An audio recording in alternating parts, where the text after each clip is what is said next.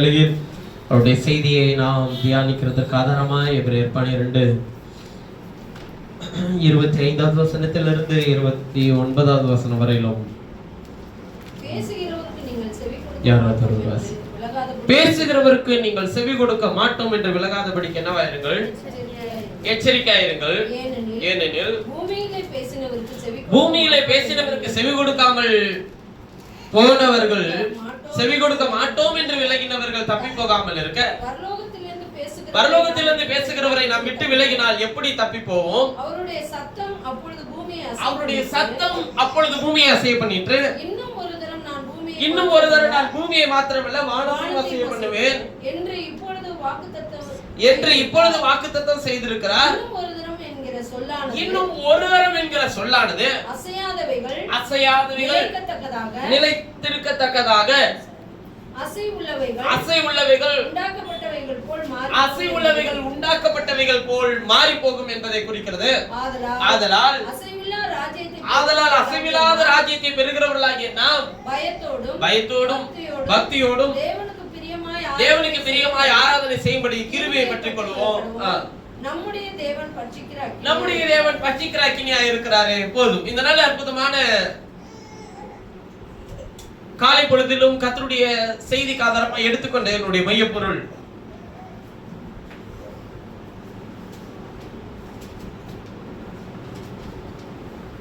ஆராதனை செய்யும்படி கிருபை பெற்று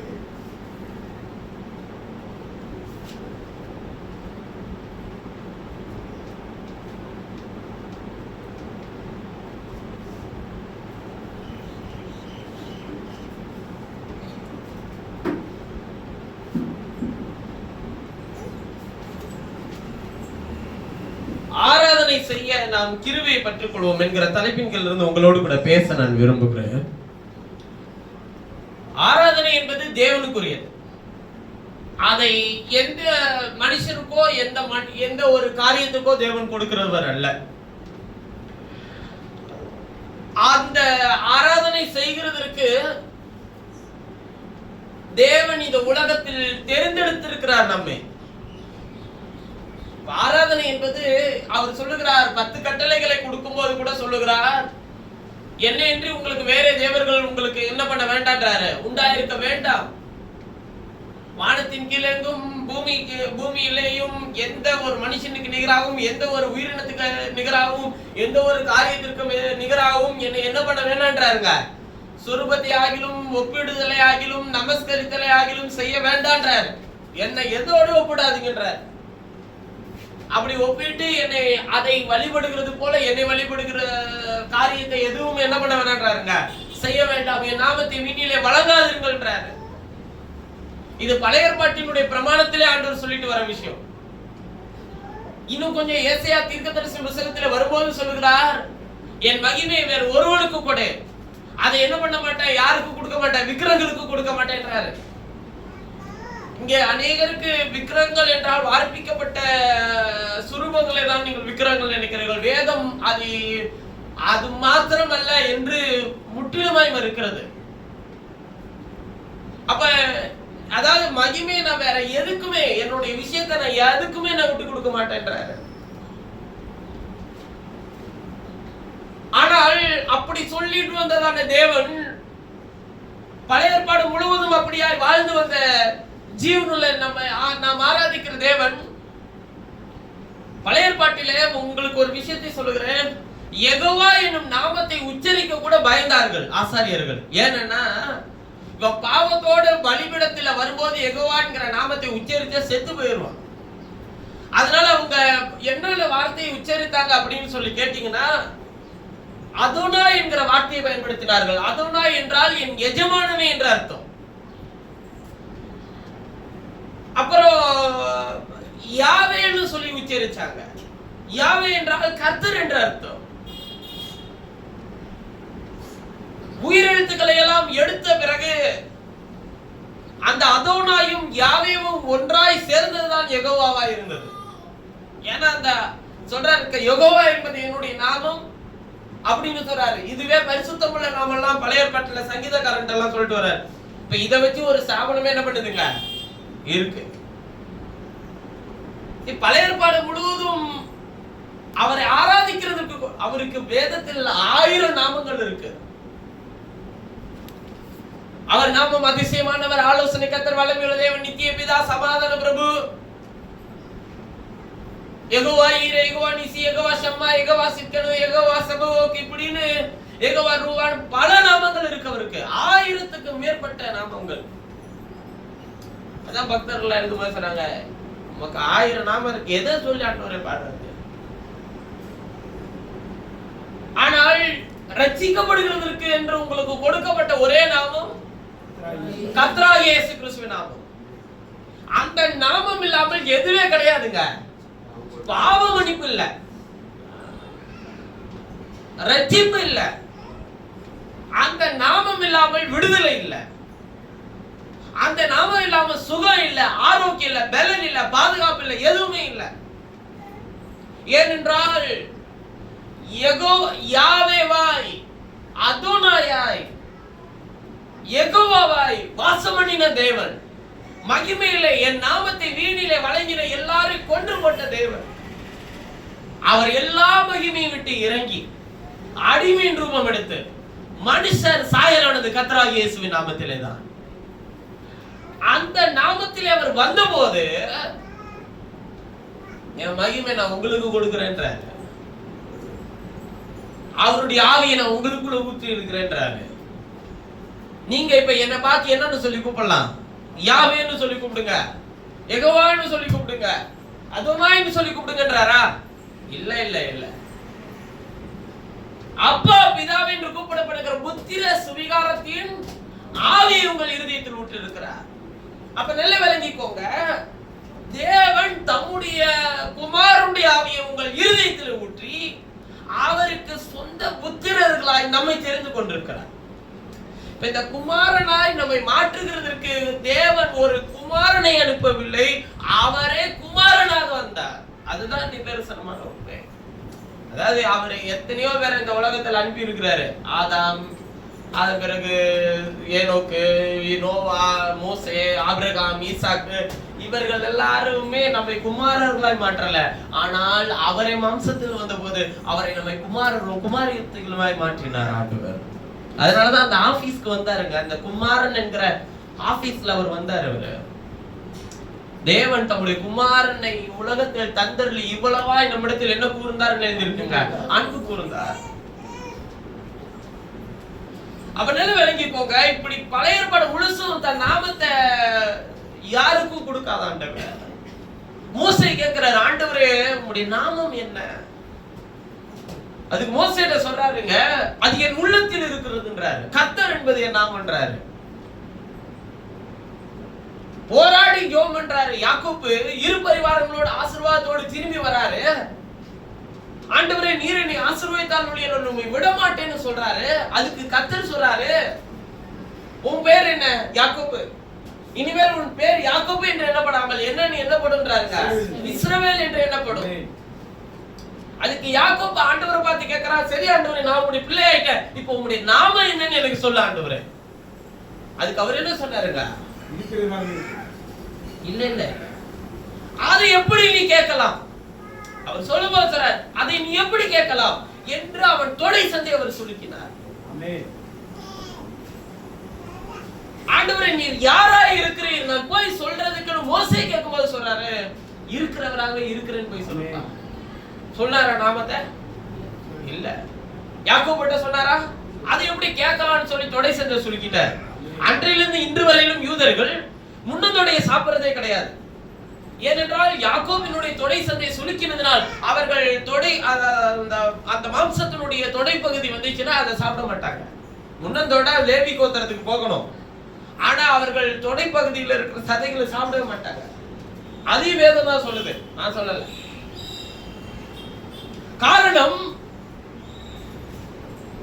நீங்க இத கொஞ்சம் அப்படியே ஏன் பழைய ஏற்பாடு முழுசு இதை மறைச்சிட்டே வந்தாரு அப்படின்னு கேட்டீங்கன்னா, புதிய ஏற்பாட்டுல நீங்க வெளிப்படுத்தின விசேஷத்துக்கு வந்தீங்கன்னு வச்சுக்கோங்களேன், வெள்ளை குதிரை மேல் ஒரு ஏறு இருந்தார். அவரை குறித்து வேதம் சொல்லுகிறது, அவரை அன்றி வேறு ஒருவரும் அறியாத ஒரு நாமம் அவருக்கு கொடுக்கப்பட்டிருந்தது, தேவனுடைய வார்த்தை என்பதை அந்த நாமம். அந்த நாமம் வாசிக்கணுமா?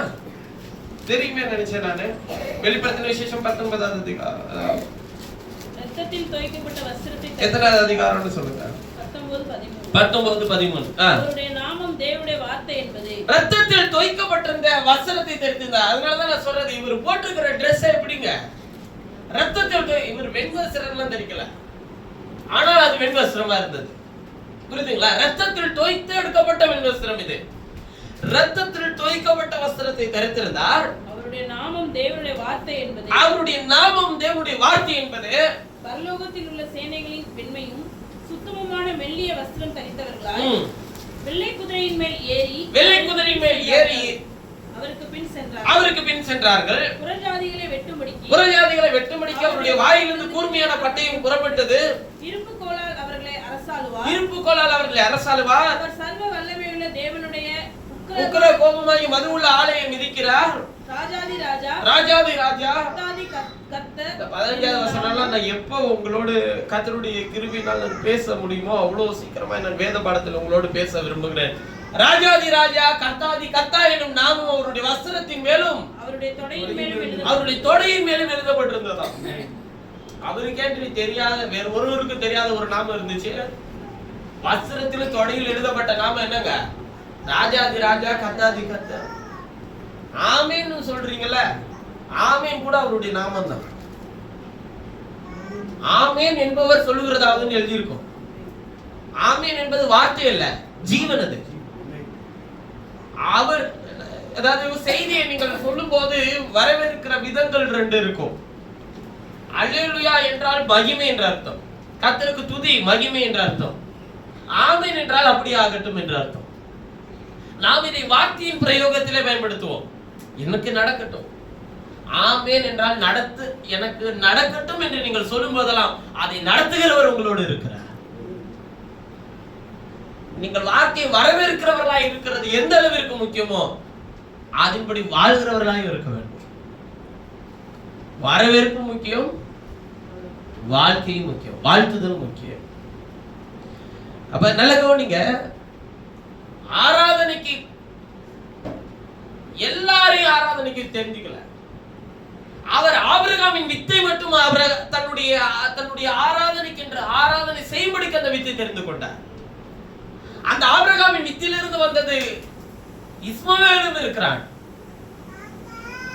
இன்னும் சொல்ல போனால் கேத்துராவுடைய பிள்ளைகளும் இருக்கிறார்கள். அதுவும் ஆபிரகாமினுடைய பிள்ளைகள் தான். ஆனால் அவர் ஆபிரகாமினுடைய வித்தாய் வாக்குத்தத்தத்தின் சந்ததியை மாத்திரமே ஆராதனைக்கு என்று தெரிந்து கொள்கிறார். நல்ல விளங்கிக்கோங்க, வாக்குத்தத்தத்தின் சந்ததி மாத்திரம் தான் கர்த்தர் என்ன பண்ணுங்க? ஆராதனை செய்யும். இப்ப உங்களை ஆராதனைக்கு என்று தேர்ந்தெடுத்திருக்கிறாரா? அவர் உங்களை அழைத்திருக்கிறாரா? அவர் உங்களை மீட்டெடுத்திருக்கிறாரா? அவர் உங்களை நீதிமன்றமாக்கி இருக்கிறாரா? அவர் உங்களை ரட்சித்திருக்கிறாரா? அவர் இந்த மேன்மையும் தகுதியும் கொடுத்தது அவர்தான். அதனால இங்க வந்துட்டு இங்க நான் தான் சீனியர் ஜூனியர்ன்ற மாதிரி இங்க எதுவுமே கிடையாது. தகுதியை கொடுத்தவரை நோக்கி பார்க்கணும், அவ்வளவுதான். நம்ம வீட்டுக்குள்ள 1000 பிரச்சனை இருக்கலாம், இல்ல நம்முடைய தனிப்பட்ட ஜீவியத்துல 1000 வருத்தங்கள், கசப்புகள், வேதனைகள், நெருக்கடிகள், உபத்திரவங்கள், போராட்டங்கள், பிரச்சனைகள் எல்லாம் இருக்கட்டுங்க. கர்த்தர் ஆராதிக்க வரும்போது நானும் கர்த்தர் மாத்திரம் தான். அதுக்கு முன்னாடி யாருமே இல்ல, அதுக்கு முன்னாடி எந்த பிரச்சனையும் இல்ல, அதுக்கு முன்னாடி எந்த மேன்மையும் இல்ல, அதுக்கு முன்னாடி எந்த சந்தோஷமும் இல்ல, அதுக்கு முன்னாடி எந்த துக்கமும் இல்ல, எதுவுமே கிடையாது. நான் கர்த்தரோடு சந்தோஷமா இருக்க வந்திருக்கிறேன். இது ஒரு அற்புதமான ஒரு உறவுங்க.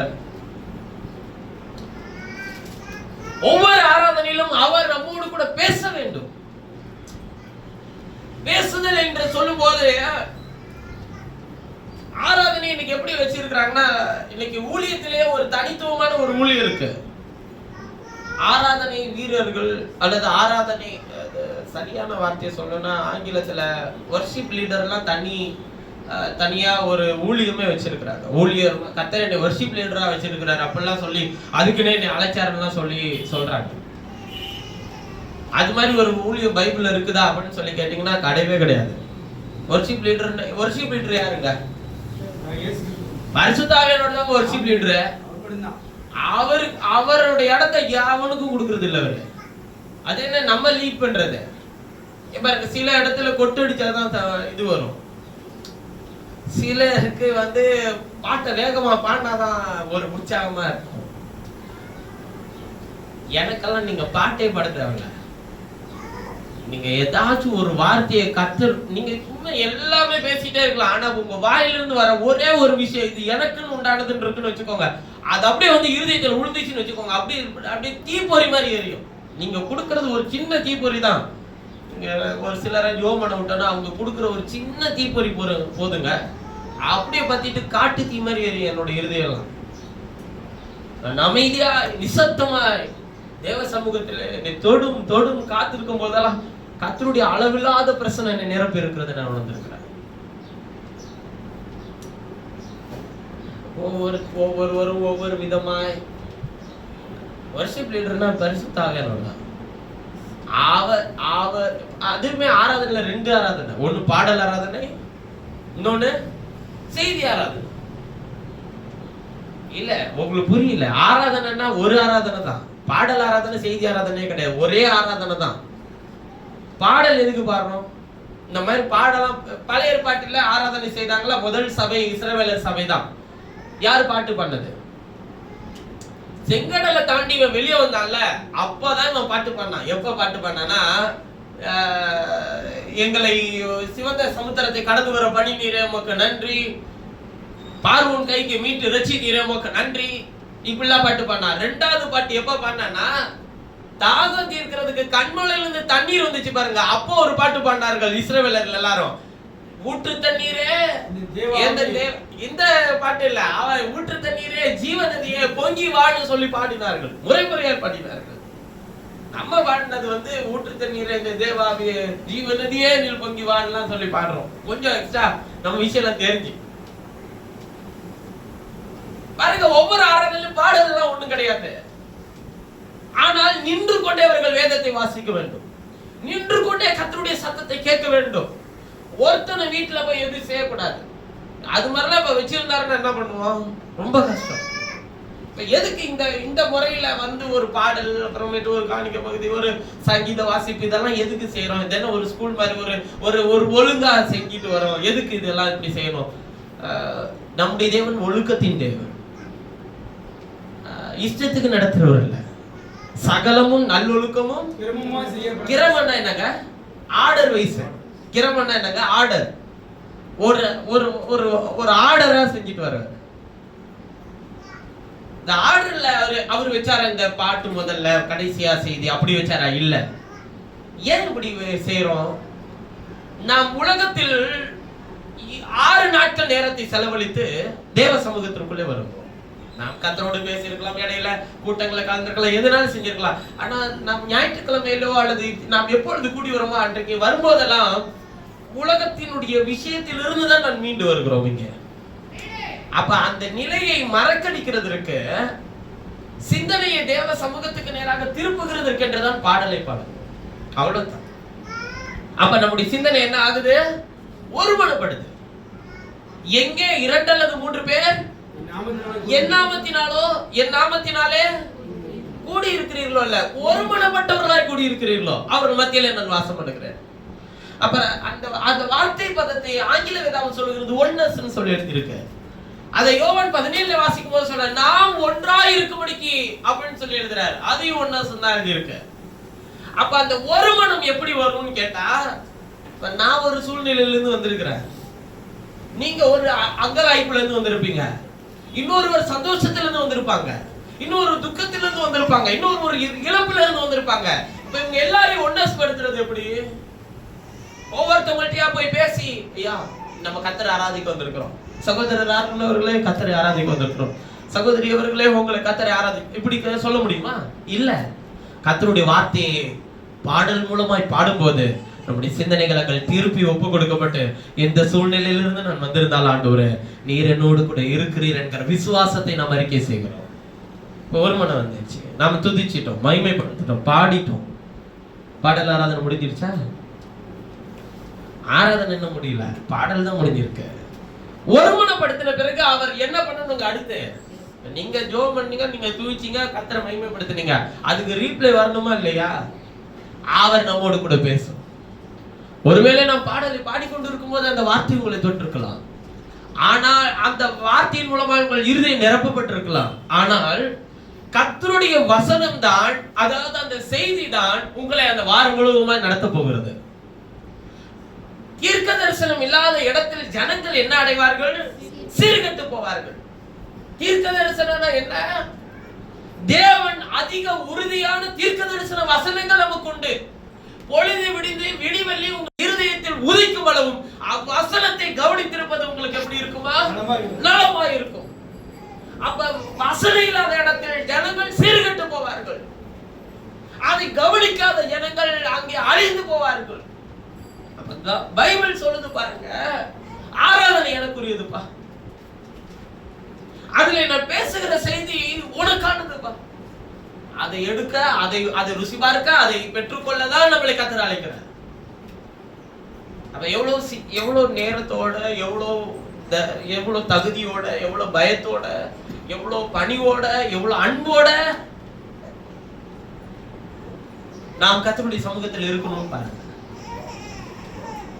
ஒரு வேலைக்காரனாய் நான் உங்களுக்கு சொல்லுகிறேன், தேவ பிரசன்னத்தை உணர்ந்தும் போகலாம். வந்திருக்கிற ஒவ்வொரு இருதயங்களையும் ஆராய்ந்து பார்க்கக்கூடிய வல்லமையும் ஆற்றலையும் திறனையும் தேவன் எனக்கு தரும் போதெல்லாம் பல விஷயங்களை குறித்து நீங்கள் யோசிக்கிறீர்கள். ஐயா, இந்த இடத்துல அப்படி யோசிக்காதீங்க. நம் தேவனை ஆராதிக்க வந்தோமா, தேவனை மாத்திரம் பாருங்க. இங்க இருக்கிற எதுவும் அல்லது உங்கள் வாழ்க்கையில் இருக்கிற எந்த பிரச்சனையும் உங்களை தேவனிடத்துக்கு கொண்டு வரவில்லை. தேவன் மாத்திரமே மாறாதவர், மாட்சிமை பிறந்தவருமாய் உங்களை தம்முடைய ராஜ்யத்திலே அவரை போல மாற்றிக்கொள்ள போகிறார். ஆராதனையில அவரை பிரியப்படுத்ததான் நம்ம ஆராதனைக்கு வந்திருக்கோம். நம்மை பிரியப்படுத்துவோம். நீங்க சத்தமா பாடுங்க, ஒரு தப்பு இல்லை. நான் இப்படி பாடினா இவன் பக்கத்துல இருக்கோம், அதெல்லாம் ஒன்றும் தப்பு இல்லை. மறைத்தவனும் மௌனத்தில் இறங்கினோட தான் கர்த்தர் என்ன பண்ண மாட்டான்? துதிக்க மாட்டான். நீங்க சத்தமா பாடு. எனக்கு அந்நிய பாஷை பேசணும் போல தோணுது பிரதர். கர்த்தருடைய ஆவியானவர் எனக்குள்ள இருந்து பேசத்தோடு தாராளமா பேசுங்க.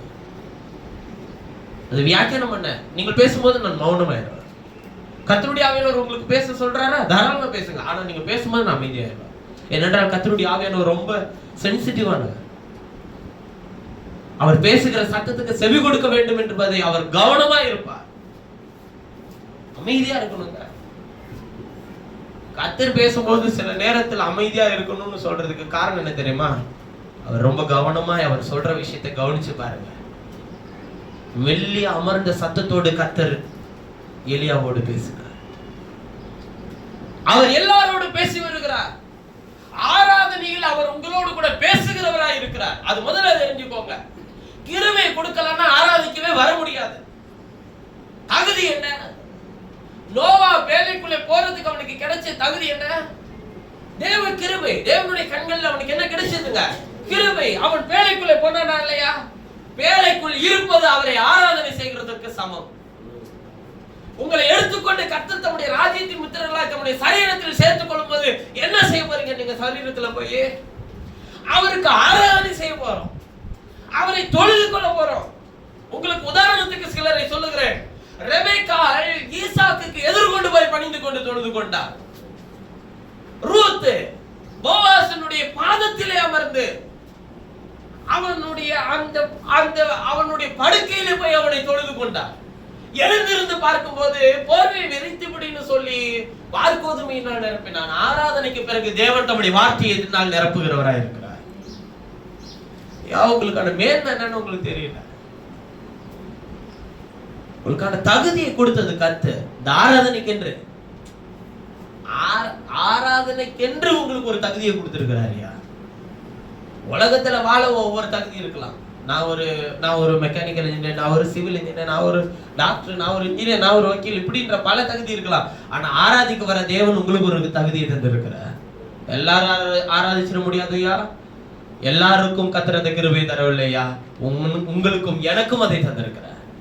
தேவன் நாமும் மகிமைப்படுத்தும்படி அதை தந்திருக்கிறார். தாவீது சொல்லுகிறான், ரட்சிப்பு என்னத்தை செலுத்துவேன் கர்த்தருக்கு, ரட்சிப்பின் பாத்திரத்தை எடுத்துக்கொண்டு கர்த்தருடைய நாமத்தை தொழுது கொள்வேன். பாத்திரம் எங்க இருக்கிறது? எது பாத்திரம்? நீங்கள் தான் பாத்திரம். உங்கள் சரீரம் தான் பாத்திரம். நான் சத்தம் போட்டு ஆராதிச்சேன்னா நான் செத்து போயிடுவேன். அந்த பாத்திரத்தை கொடுத்ததே கர்த்தர் தான். இதுல என்னையா இன்டெலிஜென்ட், இதுல என்னையா ரொம்ப சிம்பிளிசிட்டி. சந்தோஷமா ஆராதிங்க. உங்களுடைய மழலையான விஷயங்களை தான் தேவன் பார்க்கிறார். எனக்கு இந்த மாதிரி வார்த்தையெல்லாம் சொல்லி ஜெபம் பண்ண தெரியாது, எனக்கு இது மாதிரிலாம் சொல்லி கர்த்தரை துதிக்க தெரியாது பிரதர், எனக்கு தமிழ் வராது பிரதர். உன்னுடைய மழலையான சத்தத்தை, உண்மையான இருதயத்தை தேவன் பார்க்கிறார். அவ்வளவுதான். வாயிலிருந்து உதிர்க்கிற சுத்த தமிழ்ல நீ பேசுறியா, இல்ல நடைமுறை தமிழ்ல பேசுறியா, இல்ல ஆங்கிலத்துல பேசுறியா, இல்ல தமிழ் ஆங்கிலம் கலந்து பேசுறியா, இதெல்லாம் எதுவும் பார்க்கறது இல்லை ஆண்டவர். சிலருக்கு என்கிட்ட சிலர் கேட்பாங்க, பிரதர் உங்களை மாதிரி பேச அந்த வசனம் எல்லாம் ஞாபகம் வச்சு எனக்கு நான் ஜெபம் பண்ணணுமா பிரதர்? எனக்கு அந்த கிருபை கொடுத்தது ஊழியத்துக்கு, அது ஊழியத்துக்கு பிரயோஜனமா இருக்கு. உனக்கு என்னத்துக்கு தேவையோ அதுக்கு உனக்கு அந்த கிருபையை தருவார். ஆனா வசனம் எல்லாம் நீங்க சொல்லும் போது ஞாபகம் வருது பிரதர், உள்ளதானே வச்சிருக்கிறேன், உங்களுக்கு என்ன வேணுமோ அதை தருவார். எனக்கு இருக்கிற மாதிரி, எனக்கு இருக்கிற இதெல்லாம் வேணும்னா எனக்கு இருக்கிற எல்லா பிரச்சனையும் வாங்கிக்கோ. அப்ப யாருக்கு இருக்கிறது யாருக்கு வேணும் ஐயா?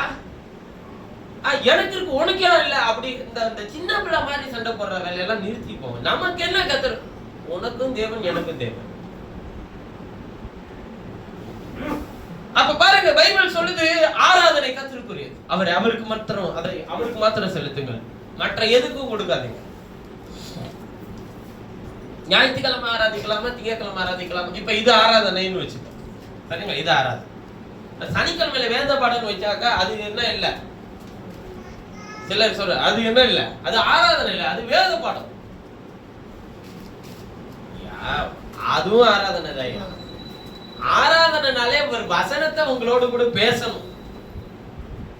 வெள்ளிக்கிழமையில உபவாச கூட்டம், அது ஆராதனை இல்ல பிரதர், அது உபவாச கூட்டம். ஆராதனை இல்ல, பாடின பாட்டு என்ன உபவாச பாட்டுல கூட எது என்ன பாட்டுங்க? ஆராதனை பாட்டு, இந்த பாட்டு, துதி பாட்டு. துதித்தலும் ஸ்தோத்திரம் பண்ணுதலும் தேவனுக்கு செலுத்தணும். அதை இப்படிதான் செலுத்தணும்ன்ற ஏதாச்சும் ஆர்டர் வச்சாரா? நான் ஆர்டர் வச்சிருக்கிறது எதுக்குன்னா நேரத்துக்கு முடிக்கணும்ன்றதுக்காக இந்த ஆர்டர் வச்சிருக்கிறேன். பாடல், அப்புறமேட்டு ஒரு 3 பாடலை பாடுவோம், அப்புறம் கர்த்தருடைய ஆவியானவர் எப்படி நடத்துறாரோ அப்படி போய் நம்ம கர்த்தரை துதித்து மகிமைப்படுத்தி ஸ்தோத்திரம் பண்ணுவோம். முன்னால இந்த கீபோர்டு வாசிச்சுட்டு ஒரு பாடல் 2 பாடல் தான் பாடுவேன். ஏன்னா அது எப்படி வாசிக்கணும், ஒரு குறிப்பிட்ட டைம்ல சில நேரத்துல அது எனக்கு அது எப்படி வாசிக்கிறது நான் யோசிச்சுக்கிட்டே எதை நான் வார்த்தையை சொல்லி பாடுறதுன்னு தெரியல. அதனால தான் அதை நிப்பாட்டு சில நேரத்துல உங்களோட கூட நான் அதை கர்த்தரை துதித்து மகிமைப்படுத்துறேன். ஆனா நான் பாடுறதை நிப்பாட்டேன்னு வச்சுக்கோங்க, நீங்க எல்லாம் அமைதியாயிரும்ல. பிரதர் இல்லைன்னா முடிஞ்சு போச்சு அப்படின்ற இந்த ஹீரோயிசம் பண்ண நான் வரவே இல்லை. நான் அப்படி உங்களுக்கு சொல்ல தரமும் இல்லை.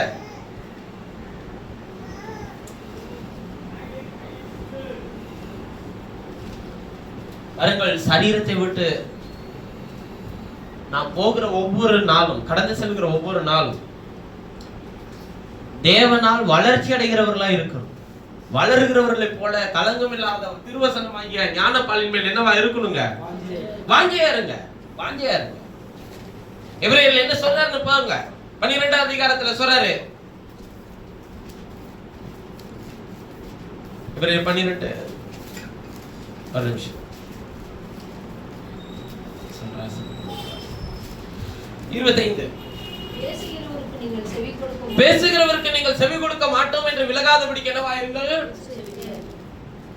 என்ன சொல்றாருன்னா, புது உடன்படிக்கையின் மத்தியஸ்தராகிய இயேசுவினிடத்திற்கும் ஆபேலுடைய ரத்தம் பேசினதை பார்க்கலாம் நன்மையானவைகளை பேசுகிற ரத்தமாகிய தெளிக்கப்படும் ரத்தத்தினிடத்திற்கும் வந்து சேர்ந்தீர்கள். எபிரேயர் 12:24 சொல்றாரு. 25 சொல்லும்போது சொல்றாரு, பேசுகிறவருக்கு நீங்கள் செவி கொடுக்க மாட்டோம் என்று விலகாதபடிக்கு எச்சரிக்கையாயிருங்கள். விலகினது யாரு? காயின் விலகினான். நீ நன்மை செய்தால் மேன்மை இல்லையான்னு சொல்லும் போது அந்த பேசினவருக்கு செவி கொடுக்க மாட்டோம் என்று அவன் என்ன பண்ணினாங்க? விலகினான். சவுல் விலகினான், காம் விலகினான். சொந்தமானதிலே அவர் வந்தார், சொந்தமானவர்கள் அவரை என்ன பண்ணல? ஏற்றுக்கொள்ளவில்லை. அவர் பேசினதற்கு அவர்கள் என்ன பண்ணல? செவி கொடுக்கவில்லை, விலகினார்கள். யூதர்கள் விலகினார்கள். அதனாலதான் சொல்ற, பேசுகிறவருக்கு செவி கொடுக்க மாட்டோம் என்று விலகாதபடிக்கு எச்சரிக்கை இருங்கள். ஏனெனில் பூமியிலே பேசினவருக்கு செவி கொடுக்க மாட்டோம் என்று விலகினவர்கள் தப்பி போகாமல் இருக்க.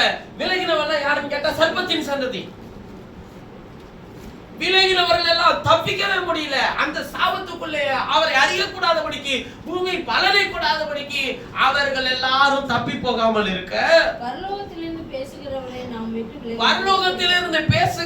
நாம் விட்டு விலகினால் எப்படி தப்பிப்போம்? பூமியில பேசுறது யாரு? பரலோகத்திலிருந்து பேசுறது யாரு? பூமியில யார் பேசுறது?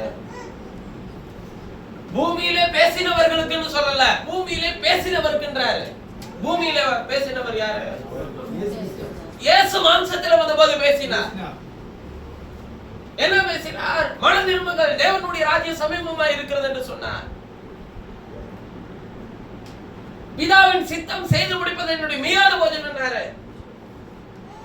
பிதா செய்ய காண்கிறது எதுவோ காண்கிறது. நல்லா கவனிச்சுக்கோங்க, சொல்லுகிறது எதுவோ கேட்டு செய்யறேன்னு சொல்லல, அது ரொம்ப தவறு. காண்கிறது எதுவோ அன்றி குமாரன் ஒன்றும் தானாக செய்யார். அவர் என்ன செய்யறாரோ அதை நமக்கு காண்பிக்கிறவரா இருக்கிறார். காண்பிக்கிறது என்னங்க? வேதத்தில் அவர் நமக்கு தன்னை காண்பிக்கிறவரா இருக்கிறார். அவர் செய்ய போகிற மகத்துவத்தை காண்பிக்கிறவரா இருக்கிறார்.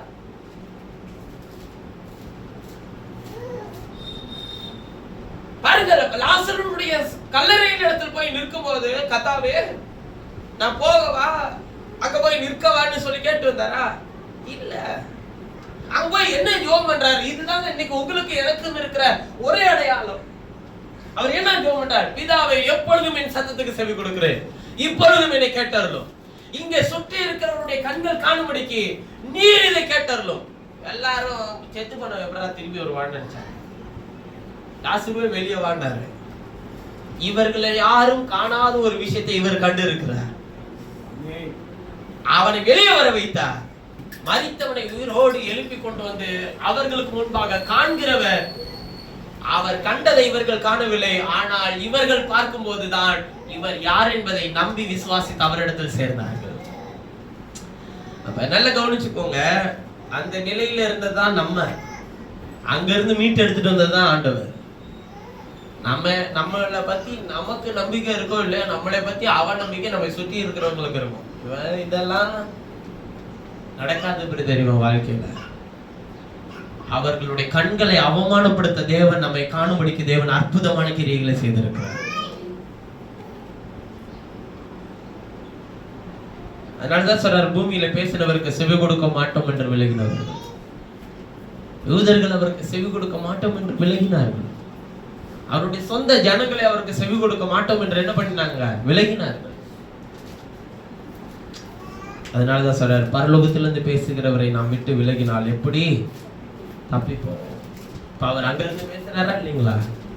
பரலோகம் எங்க இருக்குங்க? பரலோக ராஜ்யம் உங்களுக்குள் இருக்கு. உங்களிலிருந்து பேசுகிறவருக்கு செவி கொடுக்க மாட்டோம் என்று விலகாதபடி இருக்காரு. 26வது வசனத்துல வாசிக்கும் சொல்லுகிறார், அவருடைய சத்தம் அப்பொழுது பூமியை அசைய பண்ணிட்டு, இன்னும் ஒரு தரம் நான் பூமியை மாத்திரமல்ல வானத்தையும் அசைய பண்ணுவேன் என்று இப்பொழுது வாக்குத்தத்தம் செய்திருக்கிறார். பூமியை மாத்திரம் அசைய பண்ணல, என்னுடைய சத்தம் பூமியை மாத்திரம் அசைய பண்ணலையா, வானத்தையும் அசைய பண்ணுவேன். இன்னும் ஒரு தரம் என்கிற சொல்லானது பாருங்க, ஒரு வார்த்தைக்கு எவ்வளவு விஷயத்தை பைபிள் அப்படி தூக்கி கொடுக்குது பாருங்க. இன்னும் ஒரு தரம் என்கிற சொல்லானது, அவருடைய சத்தம் அப்பொழுது பூமியை அசைய பண்ணிட்டான். அப்பொழுதுன்றது என்ன காலம்? எதிர்காலமா இறந்த காலமா? இறந்த காலம். அப்பொழுது, இனிமேல் என்பதுதான் எதிர்காலம். இப்பொழுது என்பது நிகழ்காலம், அப்பொழுது என்பது இறந்த காலம். அப்பொழுது அவருடைய சத்தம் பூமியை அசைய பண்ணிட்டு, இன்னும் ஒரு தரம் நான் பூமியை மாத்திரமல்ல வானத்தையும் அசைய பண்ணு. அப்ப பூமியை அசைய பண்ணுவேன்னு சொல்றாரு, அதுல மென்ஷன் பண்றாரு. ஆனா பூமியை மட்டும் இல்ல, வானத்தையும் அசைய பண்ணுவேன் என்று இப்பொழுது அவர் என்ன செய்திருக்கிறாரா? இப்பொழுது என்பது என்ன? நிகழ்காலம். இப்போ உங்களுக்கு வாக்குத்தத்தம் பண்ணி இருக்கிறார். இதுல அப்பொழுது அசைய பண்ணினேன்றதுக்கு மென்ஷன் பண்ணல, இல்ல இப்பொழுது வாக்குத்தத்தம் செய்திருக்கிறேன்றத மென்ஷன் பண்ணல. என்ன சொல்றாருன்னா, இன்னும் என் ஒரு தரம் என்கிற சொல்லானது, ஒரு சொல்லுக்கு என்ன சொல்றாரு பாருங்க, அசையாதவைகள் அதாவது இன்னும் ஒரு தரம் பூமியை மாத்திரம் வானத்தையே அசைய பண்ணுவேன்னு சொல்றேன்ல, அந்த இன்னும் என்று நான் எதை சொல்றேன் அப்படின்னா, அசையாதவைகள் நிலைத்திருக்கும், அசைவுள்ளவைகள் உண்டாக்கப்பட்டவைகள் போல் மாறி, உண்டாக்கப்பட்டது எப்படி உண்டாக்கப்பட்டுச்சோ அதே போல மாறி போயிருமா. அப்படின்னா என்ன என்பதை குறிக்கிறது. இன்னும் என்கிற ஒரு வார்த்தை எவ்வளவு பெரிய விஷயத்தை உள்ள வச்சிருக்கு பாருங்க. பேசுகிறவருக்கு செவி கொடுக்க மாட்டோம் என்று விலகாதபடிக்கு எச்சரிக்கையாயிருங்கள். ஏனெனில் பூமியிலே பேசினவருக்கு செவி கொடுக்க மாட்டோம் என்று விலகினவர்கள் தப்பி போகாமல் இருக்க பரலோகத்திலிருந்து, அதாவது உங்கள் இருதயத்திலிருந்து, உங்கள் ஆத்மாவிலிருந்து, உங்கள் பரலோகராஜ்யம் உங்களுக்குள் இருக்கிறதை உங்களிலிருந்து பேசுகிறவருக்கு செவி கொடுக்க மாட்டோம் என்று விலகினவர்கள் எப்படி தப்பித்துக் கொள்ள முடியும்? அப்ப அவர் பூமியிலே வந்த போது பேசினார், செவி கொடுக்கவில்லை, விலகி போனவர்கள் எல்லாம் தப்பிக்கவே முடியல. நாம எப்படி தப்பிப்போன்றாரு? உள்ள உட்காந்து எல்லாத்தையும் ஆராய்ச்சி பார்த்துட்டு இருக்கிறாரு, எப்படி தப்பிக்க முடியும்? எதுலயுமே என்ன பண்ண முடியாது, தப்பிக்க முடியாது. ஆனா சொல்றாரு, நான் அப்பொழுது பூமியை அசை பண்ணினேன், வானத்தை அசை பண்ணினேன் இல்ல. ஆபிரகாமுக்கு 2 வாக்குத்தத்தம் கொடுத்தாருங்க. என்ன வாக்குத்தத்தம்? கடற்கரை மணல் அத்தனை, வானத்தில் நட்சத்திரங்கள் போல.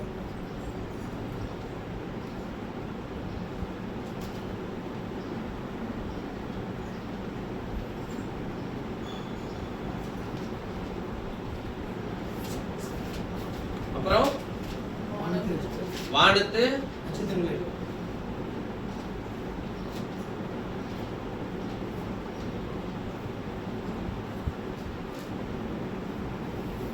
உன் சந்ததி சொல்லுங்க சொல்றாரு. சந்ததி சந்ததி சந்ததிகள் என்று பலரை சொல்லாமல் சந்ததி என்று ஒருவரை குறித்து சொல்லி, ஒரு சந்ததியை குறித்து சொல்லியிருக்கிறார். உன் சந்ததி கடற்கரை மணல் அத்தனையா, கடற்கரை மணலை உன்னால் என்ன கூடுமானால் என்ன, அவ்வளவா உன் சந்ததி பெருகி இருக்கும். வானத்து நட்சத்திரங்களை உன்னால் என்ன கூடுமானால் என்ன, அவ்வளவாய் உன் சந்ததி பெருகி இருக்கும். இந்த 2 விஷயத்தையும் சொல்லும் போது ஆபிரகாமுக்கு 2 வித்தியாசப்பட்ட சூழல்ல இருந்தார். முதலாய் அழைக்கும் போது கர்த்தர் கொடுத்த வாக்குத்தத்தம் என்னன்னா, உன் சந்ததியை கடற்கரை மணலத்தனையா பெருக பண்ணுவேன்னாரு. இஸ்மவேல் என்னைக்கு ஈசாக்கை விட்டு பிரிஞ்சு போனானோ அப்பொழுது கர்த்தர் ஆபிரகாமை கூடாரத்திலிருந்து வெளியே அழைத்து, வானத்து நட்சத்திரங்களை உன்னால் என்ன கூடுமானால் என்ன, உன் சந்ததி அவ்வளவாய் பெருகி இருக்கும். ரெண்டுக்கும் பெரிய வித்தியாசம் இருக்கு. இப்ப கடற்கரை மணல் அத்தனையா இருந்த சந்ததி எது? பூமியிலே பேசினதை கேட்ட சந்ததி இஸ்ரவேலர்கள். வானத்து நட்சத்திரங்களை போல இருக்கிற சந்ததி என்ன? பரலோகத்திலிருந்து பேசுகிற சத்தத்தை கேட்கிற சந்ததி, விசுவாசத்தின் சந்ததி. ஆபிரகாமின் குமாரத்திகள், தேவனுடைய பிள்ளைகள், அவருடைய வாக்குத்தத்தத்துக்கும் வார்த்தைக்கும் உரியவர்கள், சத்துருவின் வாசலை சுதந்திரித்துக் கொள்கிறவர்கள், மரணத்தை ஜெயம் கொண்டவர்கள், வாக்குத்தத்தத்தினால் உலகத்தின் ஒவ்வொரு அசைவுகளையும் வென்றெடுத்த சரித்திரர்கள் அவர்கள். அவர்களை ஜெயம் கொள்ள இந்த உலகத்தில் எந்த காரியத்திற்கும் அதிகாரம் இல்லை. ஏனென்றால் அவர்கள் ஆபிரகாமின் வித்துக்கள். வானத்து நட்சத்திரங்கள் சந்ததி இவ்வளவாய் பெருகி இருக்கும். அதான் சொல்ற, உங்களை என்னை எப்படி வச்சிருக்கிறார் தெரியுங்களா? வானத்து நட்சத்திரங்களை போல. அதனாலதான் சொல்றாரு, அவருடைய சத்தம் அப்பொழுது அசை பண்ணிட்டு, இஸ்ரவேல் சபை நடத்தின போது பூமியை அசை பண்ணிட்டு அவருடைய சத்தம். கர்த்தருடைய சத்தம் காலை வனாந்தரத்தை அதிர பண்ணிட்டு, கர்த்தருடைய சத்தம் பெண்மான்களை ஈடுபடுத்தி செய்தது, கர்த்தருடைய சத்தம் கேதுருவர்களை முறித்தது. இஸ்ரவேலர்களை கர்த்தர் நடத்தின பாதையை கேட்டு ஒவ்வொரு சத்துருக்களும் அரண்டு போய் உட்கார்ந்து இருந்தாங்க. பழைய ஏற்பாட்டு காலத்துல எகிப்தியர்கள், மீதியானியர்கள், எரிகோ பட்டணத்தார், ஆயி பட்டணத்தார், பாபிலோனியர்கள், பெலிசியர்கள், இப்படியே கிர்காசியர்கள், எபூசியர்கள், எமோரியர்கள், அமலேக்கியர்கள் எல்லாருமே இவரோட கர்த்தர் இருக்கிறார் பயந்து போய் உட்கார்ந்துருந்தாங்க. பாபிலோனில தானியலோடு கர்த்தர் இருக்கிறார்ன்ற அந்த அற்புதமான காட்சி காலையில பார்த்த அந்த பாபிலோன் ராஜா சொல்றான், அந்த தேசத்தில் இருக்கிற எல்லையிலும் உள்ளவர்களே, தானியலின் தேவன் இனிமே வேற எவனாச்சும் வேற ஏதாச்சும் தெய்வத்தை ஆராதனை பண்ண ஒண்ணு போட்டோம்னு சொல்லி கடிதம் எழுதி அனுப்பினான். அதுக்கு முன்னாடி தான் பாருங்க, இதுக்கு முன்னாடி ஒரு ராஜா சொல்றான், ஒரு பொற்சிலை நிறுத்தி, ராஜாவினுடைய பொற்சிலை நிறுத்தி மனங்களா கொண்டு போட்டுருவான். அவனுக்கு எரிகிற அக்கினி தலை சூளையில கொண்டு போய் போடுவான் அப்படின்னு சொல்றான். ஆனா அதுக்கு செவி கொடுக்காத அந்த 3 பேரு அக்கினி ஜுவாலைக்குள்ள 4வது பேரா இருந்தார். தேவன் உங்களோடு எப்போதும் வாசப்படுகிறவராக இருக்கிறார். நீங்கள் எதற்குள்ளே இருக்கிறீர்கள் என்பது முக்கியம் அல்ல, அதற்குள்ளே அவர் இருக்கிறாரா என்பதுதான் முக்கியம். அது அக்கினி சூளையோ சிங்க கபியோ, அதற்குள்ளே நீ இருந்தால் அதற்குள் அவர் இருப்பார். அதிலிருந்து மீட்டெடுக்க அல்ல, அவர் யார் என்பதை உனக்கும் உன்னை சுற்றி இருக்கிறவர்களுக்கு காண்பிக்க முடியும். நமக்கு என்ன தெரிஞ்சிருக்கு, மீட்டெடுத்திருக்கிறார் அவ்வளவுதான். ஆனா அவர் உன்னோட இருக்கிறன்றதை காட்டுறதுக்கான சில விஷயங்கள் தான் அதெல்லாம் சும்மா ஒரு அவருடைய பார்வைக்கு அதெல்லாம் என்னவே இல்லை. அவர் பார்வையில் அதெல்லாம் பெருசே கிடையாது. ஆனா நமக்கு அது எப்படி பாருங்க, அது கட்டி போட்ட கயிறு அந்து போச்சான். ஆனா அக்கினி மனம் கூட வசிரத்துல இல்லையா, கொண்டு போய் போட்டவன் செத்து போனானா, உள்ள விழுந்தவன் தப்பிச்சிட்டான். எல்லாருக்கும் சம்பவிக்கிற ஏக சம்பவம் நமக்கும் சம்பவிக்கலாம், ஆனால் எல்லாருக்கும் இருக்கிற முடிவு நமக்கு இருக்காது. தேவன் நமக்கு அந்த முடிவை மாற்றி போடுகிறவராக இருக்கிறார். அதான் சொல்ற, உன் தலை எழுத்து என்னவோ அதான் நடக்கும்னு சொல்லல. நமக்கு தலையே அவர் தாயா, எழுத்து வேதம் தாயா. அழிஞ்சு போகாதவரும் அழியாத வார்த்தையும் நம்முடைய தலையின் மேல் எழுதப்பட்டிருக்குமானா மரணம் கூட ஆண்டவர் சொல்றாரு, வழி விட உனக்கு. இஸ்ரவேலின் தேவன் எங்கேன்னு சொன்ன போது யோர்தான் பின்னிட்டு திரும்பினதையா. ஏனென்றால் பூமியில பேசுகிறவருக்கு செவி கொடுக்க மாட்டோம் என்று விலகினவர்கள் தப்பி போக முடியல. ஆனால் பரலோகத்திலிருந்து பேசுகிறவருக்கு நாம் செவி கொடுக்கும் போது அவர் சொல்றாரு, நான் இன்னும் ஒரு தரம் பூமியை மாத்திரம் இல்ல, வானத்தை ஆசைப்படுறேன். ரெண்டையும் இப்ப என்ன பண்ணிட்டு இருக்கிறாருன்னா, இப்ப என்ன வாக்குத்தத்தம் பண்ணி அசைய பண்றாருன்னா, அவர் பூமியையும் வானத்தையும் என்ன பண்றாரு, அதாவது பூமினா இஸ்ரவேலர்களையும்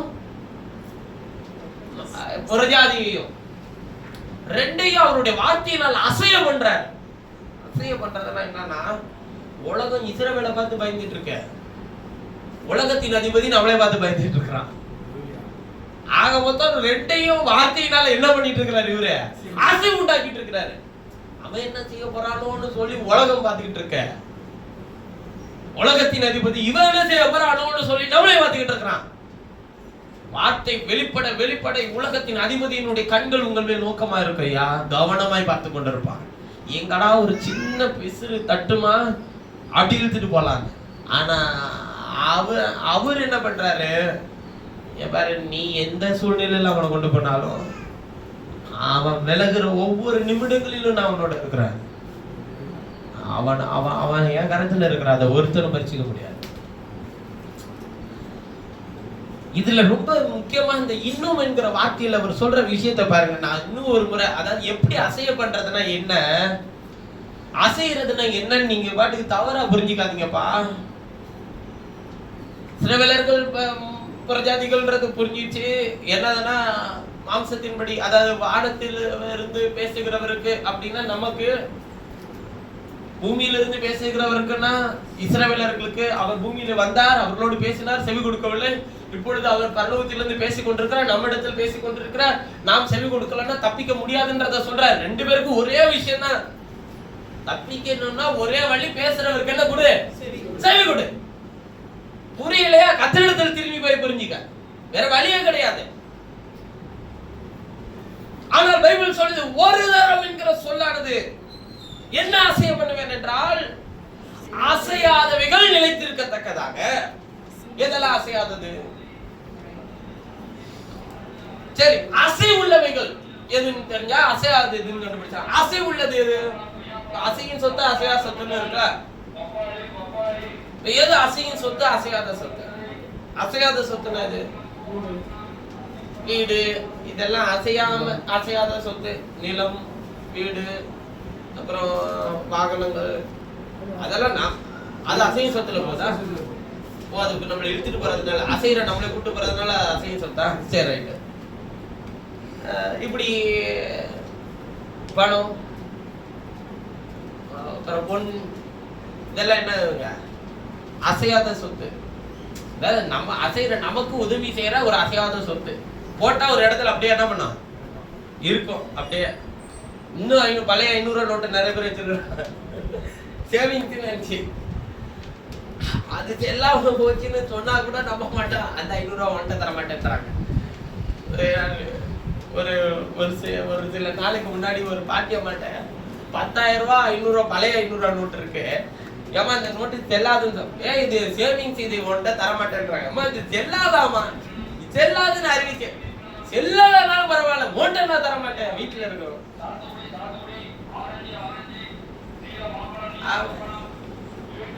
அசையாதது. இதெல்லாம் அசை உள்ளது எது?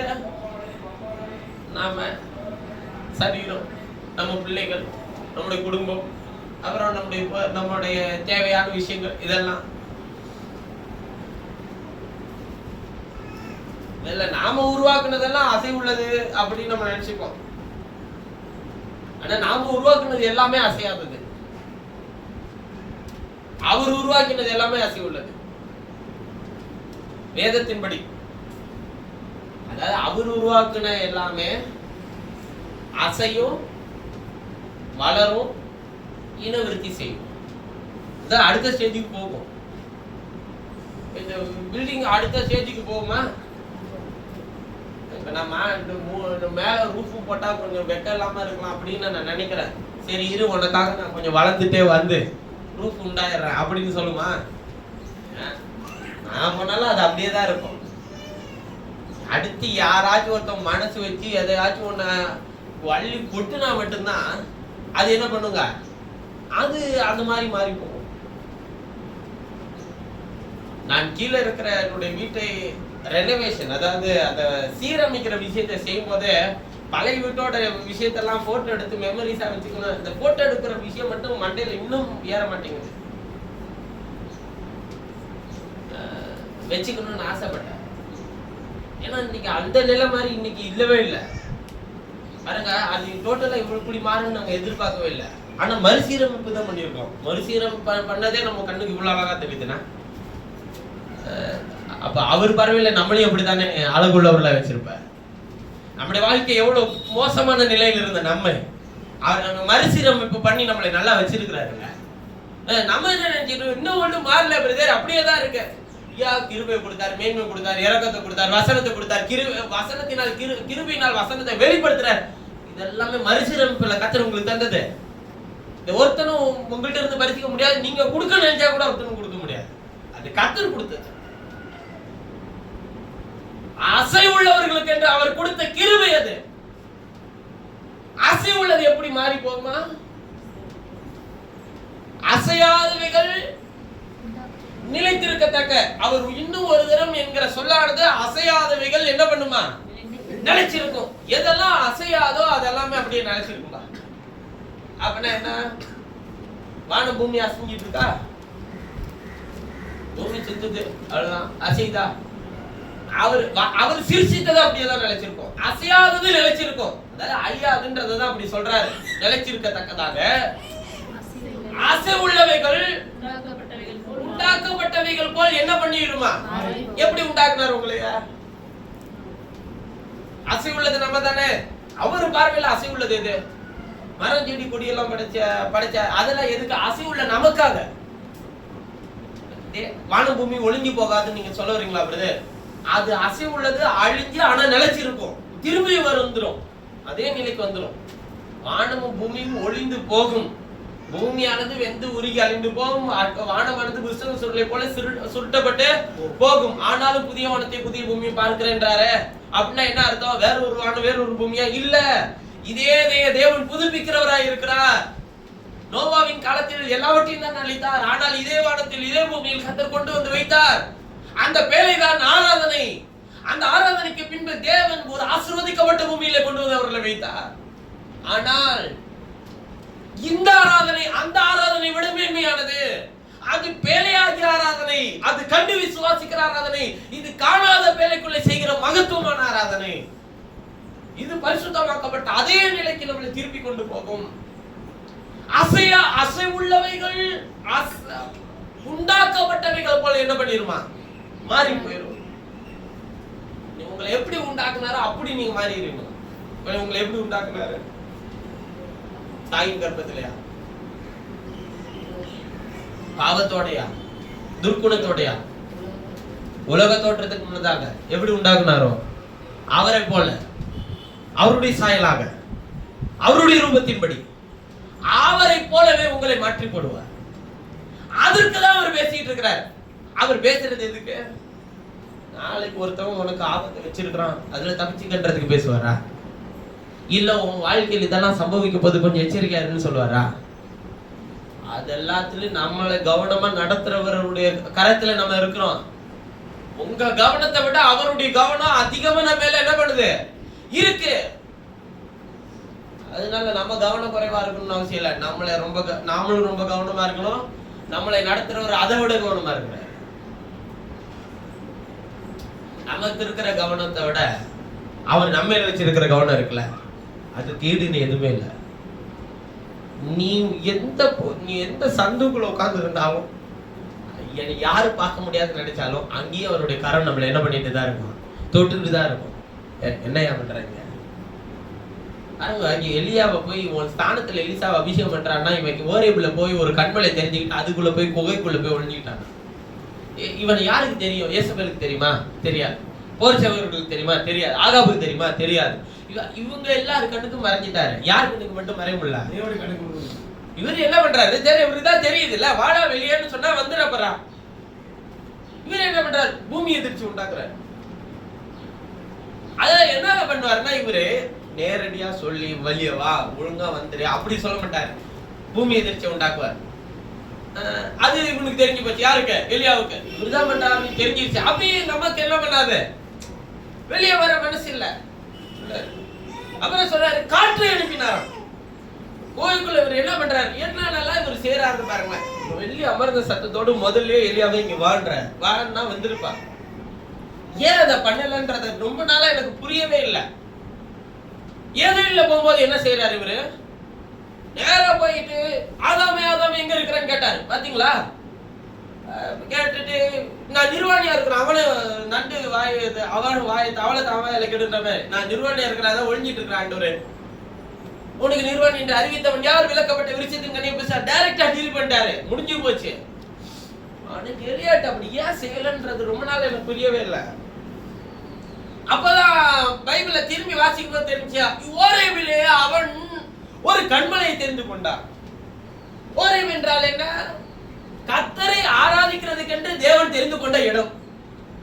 அதிலே இவன் ஒரு கண்மலையை தெரிந்து கொண்டான். கண்மலை என்பது என்ன?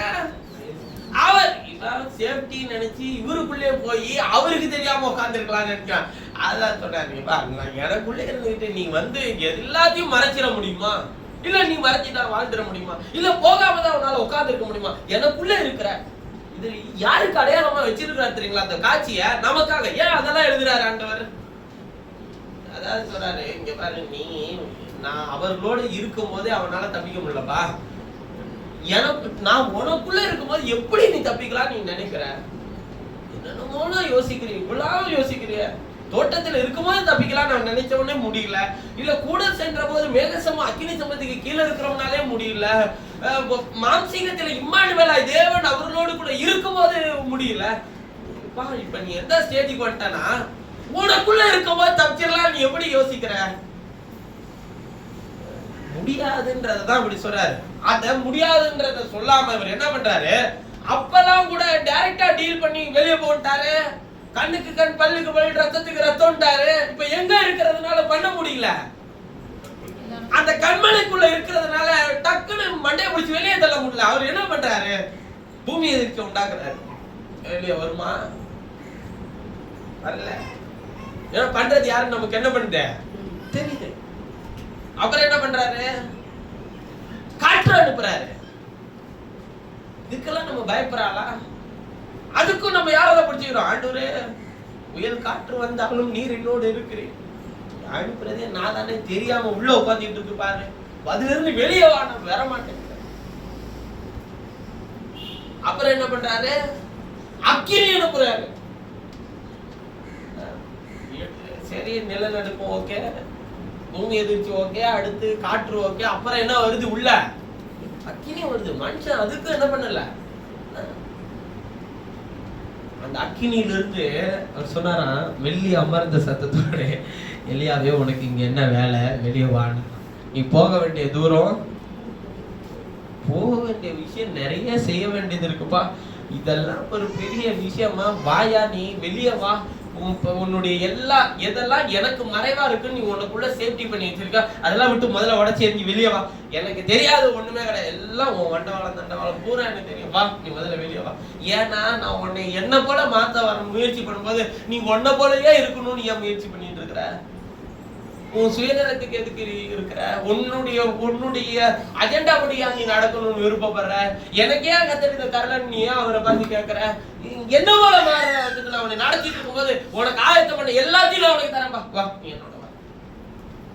எங்க அவன் போய் எலிசாவை அபிஷேகம் பண்ண போனாங்க. அவன் அபிஷேகம் பண்ணப்பட்டவனுக்கு எலிசா கொடுத்த மரியாதை பார்த்துக்கோங்க.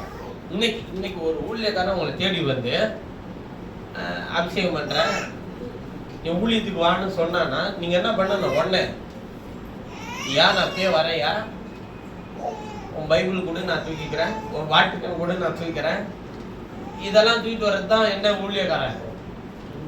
உதவி ஊழியக்காரன். அதுக்கு உடன் ஊழியக்காரன், உடன்கட்டை ஏறுற மாதிரி ஆயிடுச்சு அது. நீ செய்யற தவறுக்கும், நீ செய்யற பாவத்துக்கும், நீ செய்யற எல்லா விஷயத்துக்கும் நன்மையான விஷயங்களை கற்றுக் கொடுத்தவர்களை வழி நடத்தி போற விஷயங்களே இல்லையா? அதான் பாருங்க, ஆதி அப்போஸ்தலர் காலத்துல சபையில அப்போஸ்தலர் பவுல் செய்த விஷயம் பாருங்களேன். அவர் கட்டணங்கள் தோறும் மூப்பர்களை நிறுவினார், ஏற்படுத்தினார்.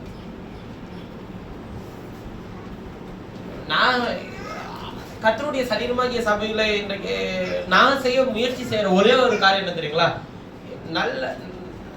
நல்ல பிரசங்கிமார்களை இந்த சபையில இருந்து எழுப்பணும். அதான் என்னுடைய நோக்கம். நான் இல்லைனாலும் இங்க வார்த்தையை கேட்க கிடைக்காத பஞ்சத்துல இருக்கிற மாதிரி இருக்காம, நல்ல வார்த்தையை சொல்லக்கூடிய, வார்த்தையை பிரசங்கிக்கக்கூடிய நல்ல சகோதரர்களை, நல்ல ஆட்களை ஏற்படுத்தணும். இதுதான் என்னுடைய நோக்கமே. காரணம், தேவராஜ்யம் இன்னும் விஸ்தாரப்படும். இப்ப சொல்றாரு அவரு, அசைவுள்ளவைகள் உண்டாக்கப்பட்டவைகள் போல என்ன பண்ணுமா? மாறணுமா? அதுக்குதான் அவர் என்ன பண்றாரு? பேசிட்டு இருக்கிறார். எதுல பேசுறாரு? ஒவ்வொரு ஆராதனையிலும் அவர் கிருபை செய்து பேசிட்டு இருக்கிறாரு. இப்பிரபஞ்சத்துக்கு ஒத்த வேஷம் தெரியாமல் தேவனுடைய நன்மையும் பிரியமும் பரிபூர்ணமான சித்தம் இன்னதென்று பகுத்தறியத்தக்கதாக உங்கள் மனம் புதிதாகிறதுனால் நீங்கள் என்ன ஆகிறீர்கள்? தேவன் உங்களை மறுரூபமாக்க உங்களோடு பேசிட்டு இருக்கிறார். அதான் உண்டாக்கப்பட்டது போல மாற, உண்டாக்கினவரை போல மாற, அவருடைய சாயலாக, அவருடைய ரூபத்தை போலவே உங்களை மாற்றிக் கொள்கிறதற்காக தான் அவர் உங்களோடு பேசிட்டு இருக்கிறார். அசைய பண்றார். என்ன அசைய பண்ணுவார் உங்களுக்கு?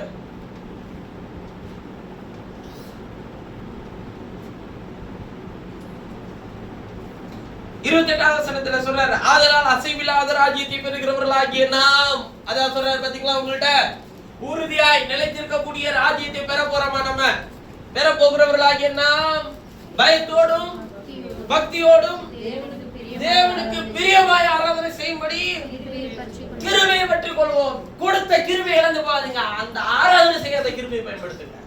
கிருபை கொடுத்தாரு, வேலையை கொடுப்பாரா? கிருபை கொடுத்தாரு. பிள்ளையை கொடுப்பாரா? கிருபை கொடுத்தாரு. வேலையை கொடுப்பாரா? கிருபை கொடுத்தாரு. வீடை கொடுப்பாரா? கிருபை கொடுத்தாரு. கார் கொடுப்பாரா? கிருபை கொடுத்தாரு. இதை கொடுப்பாரா? கிருபை கொடுத்தாரு. ட்ரெஸ் கொடுப்பாரு. இப்படி இல்ல, கிருபை கொடுத்தது ஆராதனை செய்யறதுக்கு. நம்முடைய தேவன் பட்சிக்கிற அக்கினியா இருக்கிறாரு. அப்படின்னா என்ன அர்த்தம்? கிருபையை கொடுத்த அதே ஆண்டவர் பட்சிக்கிற அக்கினியா இருக்கிறான்ற பயத்தோடு இருக்குன்னு அர்த்தம். கிருபையை கொடுத்து நீ கண்மலைக்குள்ள இருக்கிற வரையில தான் உனக்கு சேஃப்டி. என்னைக்கு அதை விட்டு வெளியே போறியோ உனக்கு அதுல இருந்து உனக்கு மூடு விழா எழுதி வச்சுட்டாருன்னு அர்த்தம். அது எலியா உள்ள உட்கார்ந்து இருந்தாரு. அவன் தெரிந்து கொண்ட கண்மலையில உட்கார்ந்துருந்தான். அதனாலதான் அவனுக்கு மூடுல வைக்காம கர்த்தர் என்ன பண்ணாருங்க, இருக்கிறது கண்மலை சரிதான் யா, ஆனா நீ பாதுகாப்பு நினைச்சு ஏதாச்சும் ஒரு கண்மலையில உட்காராதையா, நீ வெளியே வா, நான் தான் உன்னை பாதுகாக்கிறேன். இயேசபேல் உன்னை தொட்டான அவளை கொண்டு போட்டுருவான், நீ வா வெளியே கூப்பிடுறாரு. அதனாலதான் எலியாட்ட சொன்னாரு, இயேசபேலுடைய மாம்சத்தை நாய்கள் தின்னும். அவர் என்ன அளவு உக்கிரமா இருந்தாருன்னா ஆண்டவர் அப்படி சொல்லியிருப்பாரு பாருங்க. இயேசபேலுடைய மாம்சத்தை நாய்கள் தின்னும், எலியா ஆகாபினுடைய ரத்தத்தை நாய்கள் நக்கும்னாரு. ஒரு தீர்க்கத கர்த்தர் தம்முடைய தான் நேசிக்கிற ஒரு வேலைக்காரனை எந்த அளவிற்கு அவர் பேசுறார். இது எலியாவே பார்க்கலங்க. அத இயேசபேல் மாம்சத்தை தின்னது எலியா பார்க்கல, ஆகாபுடைய ரத்தத்தை நக்கினது எலியா பார்க்கல. ஆனா மிகாயான்னு ஒரு தீர்க்கதரிசி வந்தான் பாருங்க, எவனுக்குமே செவி கொடுக்க மாட்டேங்கிறாங்க. சிதைக்கான ஒரு பெரிய மகத்துவமான பிஷப் இருந்தாரு, போப்பு, அதுதான் ரெபரண்ட், எல்லாமே அவர்தான். அந்த அவருக்கு கீழே எத்தனை தீர்க்கதரிசிகள் இருந்தாங்க? 400 பேர். 400 கர்த்தருடைய தீர்க்கதரிசிகள், பாகாலுடைய தீர்க்கதரிசி இல்ல. இயேசபேல் வச்சிருந்தா பாருங்க 430 பாகால் தீர்க்கதரிசிகள். பாகால் தெய்வம் ஆண் தெய்வம்னு இன்னைக்கு நிறைய பேர் தெரியல. பாகால்னால பெண் பெண் பெண்ன்றாங்க, ஆண் தெய்வங்க. இஸ்ரவேலர்கள் ஒரு நாளுமே பெண் தெய்வத்தை உண்டாக்குனவர்களே கிடையாது. பாருங்க, ராகேல் எடுத்துட்டு வந்தது கூட எதுதாங்க? ஆண் சொற்பம். பெண் தெய்வங்களை உண்டாக்கவே இல்லை. பேயோருடைய பிள்ளைகள், இந்த மோவாபிய சந்ததியார் தான் வந்து, பேயோருடைய பிள்ளைன்னா பேய் பிள்ளைங்க கிடையாது, மோவாபிய சந்ததியார் தான் அப்படி கூப்பிடுவாரு ஆண்டவர். பேயோருடைய சந்ததியாரன்னு சொல்லுவாரு. இவங்க தாங்க இந்த இதெல்லாம் கொண்டு வந்து விட்டாரே உள்ள. தமுசுக்காக துக்கம் கொண்டாடி உட்காந்து பெண்கள் எல்லாம் அழுது புலம்பு, 40 நாள் அழுது புலம்புனது எல்லாமே எழுதுறாங்க. இன்னைக்கு ஒண்ணு இல்ல, இந்த லென்த் டேஸ்ன்னு கொண்டாடுறாங்கல்ல, இதுவே துக்கம் கொண்டாடுதல உண்டாக்கு. இது கர்த்தருக்கு அருவருப்பானதுங்க. இந்த துக்கம் கொண்டாடுறத செய்ததே சூரிய கடவுளுக்கு, சன் ஆஃப் காடுக்கு, சூரிய SUN. இவர்கள் அதை எதுக்கு பயன்படுத்திட்டாங்க? SONக்கு. UO ரெண்டு தான் வித்தியாசம், வேற ஒண்ணு இல்ல. ஒரே எழுத்து தான் பிரச்சனை. பாதி முட்டையே ஒருத்தர் ஆராதிக்கிறான், முழு முட்டையை நம்ம ஆராதிக்கிறோம். ஐயா, நம்முடைய தேவன் இயற்கைக்கு அப்பாற்பட்டவர் யார்? அவருடைய கிரியைகள் இயற்கைக்கு மகத்துவமானது. யோசிக்கவே முடியாத காரியத்தை செஞ்சுட்டு ஒரு நிமிஷத்துல அப்படி முடிச்சிட்டு போயிட்டே இருப்பாரு ஐயா.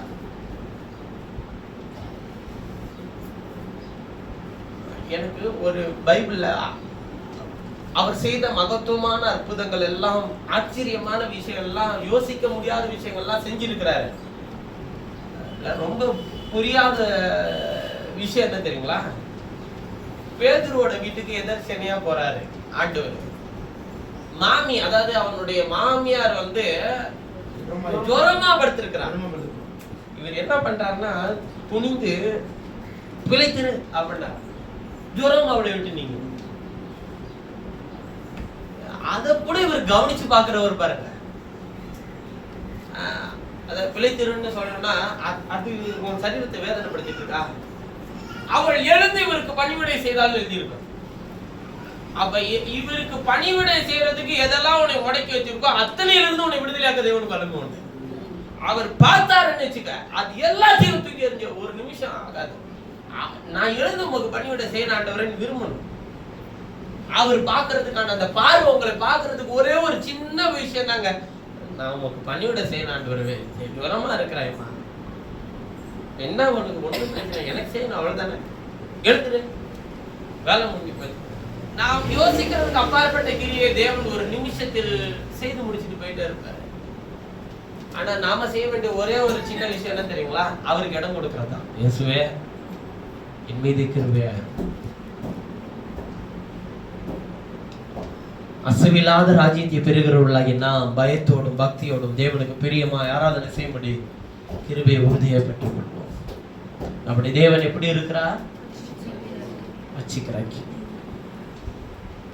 கர்த்தருடைய பரிசுத்தவான்களாகி நான் உங்களுக்கு சொல்லுகிறேன், நம்முடைய தேவனை சோதித்து பார்க்க, அவர் இன்னும் அதிக கிருபையை உங்களுக்கு தருகிறவர், இன்னும் மேன்மையை உங்களுக்கு தருகிறவர். அவர் உங்களை ஒரு நாள் கைவிடுகிற தேவன் அல்ல.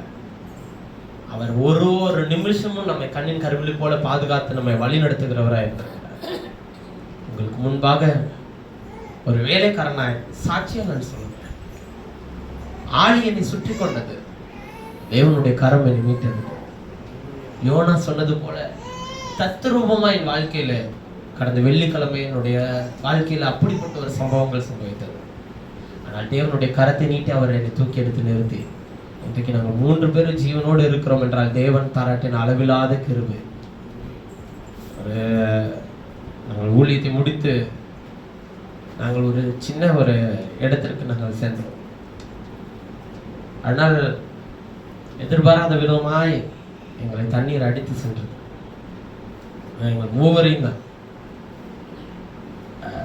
நிமிஷத்துல நான் நினைத்த விஷயம், என்னால் வெளியில வந்து மூச்சு விட கூட எனக்கு கொஞ்சம் கூட டைம் கொடுக்கல அந்த வேகம். ஆனால் என் பிள்ளைகளை எப்படி ஆகிலும் கரை சேர்க்க வேண்டும் என்கிற ஒரு அங்கலாய்ப்பு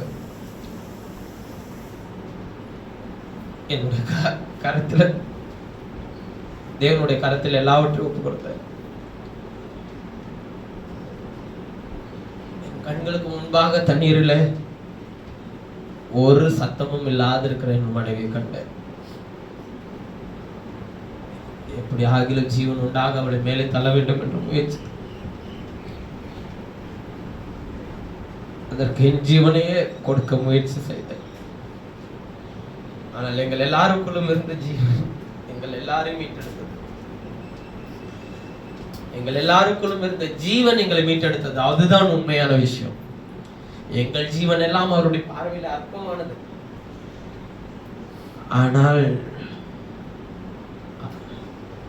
தாவீது சொன்னது போல ஆழி என்னை சுற்றி கொண்டது, உன்னதத்திலிருந்து அவர் தமது கரத்தை நீட்டி என்னை மீட்டெடுத்தார் என்று சொல்லி எழுதியிருக்கிற வார்த்தையின்படி ஒரு நிமிஷத்துல கர்த்தர் என்னை மீட்டெடுத்து கொண்டு வந்தார்.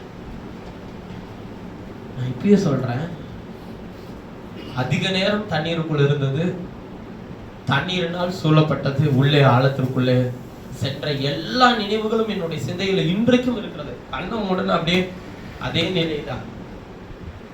ஆனால் ஒரு சிறு விஷயங்கள் கூட எங்கள் 3 சரீரத்திலும் ஒரு சிறு பாதிப்பு கூட ஏற்படாமல் தேவன் காப்பாற்றினார். எந்த ஒரு சின்ன ஒரு விஷயங்கள் கூட இல்லாமல், நான் ஒன்றும் இல்லை, நான் ஒரு மருத்துவமனையில் அனுமதிச்சிருக்கிறேன்ற செய்தி உங்களுக்கு திடீர்னு இடையில கேள்விப்படுறீங்க. எங்க 3 பேர்ல யாருக்கோ ஒருத்தருக்கு அப்படின்னாக்க கூட எல்லாருக்கும் ஒரு எண்ணம் உண்டாகுங்க, ஒரு சோர்வு, ஒரு அசதி, ஒரு விதமான கலக்கம், ஒரு பதட்டம் வந்துடும். ஆனா நாங்க வந்த பாதை ஒரு கிட்டத்தட்ட அது மரணத்துக்குள்ளே போய் தான் வெளியே வந்தோம். நாங்க இருக்கிறோன்றதை எங்களால நம்ப முடியல. அதான் உண்மை. அது விளையாட்டுக்கு கூட சொல்லலாம். ஆனா இருக்கணும்ன்றது தேவ சித்தம், அதனால வச்சிருக்கிறார். இதை பிரசங்கிக்க வேண்டும் என்று தேவ சித்தம், அதனால வச்சிருக்கிறார். அவ்வளவுதான். நான் ஒன்றும் இல்லையா. ரொம்ப கவனமா இருப்பேன். எங்க போனாலும் ரொம்ப கவனமா கவனம் குறைவெல்லாம் எந்த இடத்துலயுமே, அது குறிப்பா நான் கூட்டத்தோட பண்ணனா ரொம்ப எச்சரிக்கையா இருப்பேன். நானா தனியா பண்ணாக்க கூட ஒரு சிலருக்கெல்லாம் தெரியும், நான் தனியா பண்ணனாக்க கூட நான் சந்தோஷமா நான் வாட்டுக்கு என்னை ஃப்ரீயா என்னை விட்டுருங்கன்னு சொல்லியிருப்பேன். ஆனா சபையாரா, அதனாலதான் நான் சபையோட போறதுக்கு கூட்டிட்டு எங்கிட்டாச்சும் போனதுனால ரொம்ப யோசிக்கிறது, ரொம்ப கவனமா இருக்கணுமே, நம்ம கவனம் கொஞ்சம் குறைஞ்சிச்சுன்னா போச்சு அப்படின்றதுனாலதான் ரொம்ப யோசிப்பேன். ஆனா அந்த நிமிஷம் தான் செஞ்சுட்டே இருக்கிற மாதிரி இருக்கு. ஒவ்வொரு ஆளா டக் டக்குன்னு போயிட்டே இருக்கிறோம், யாரை எங்கிட்டு தள்ளுறதுன்னே தெரியல. ஆனா கர்த்தருடைய கிருபை, அவர் இன்னும் அதிக கிருபை எங்களுக்கு தந்திருக்கிறார்.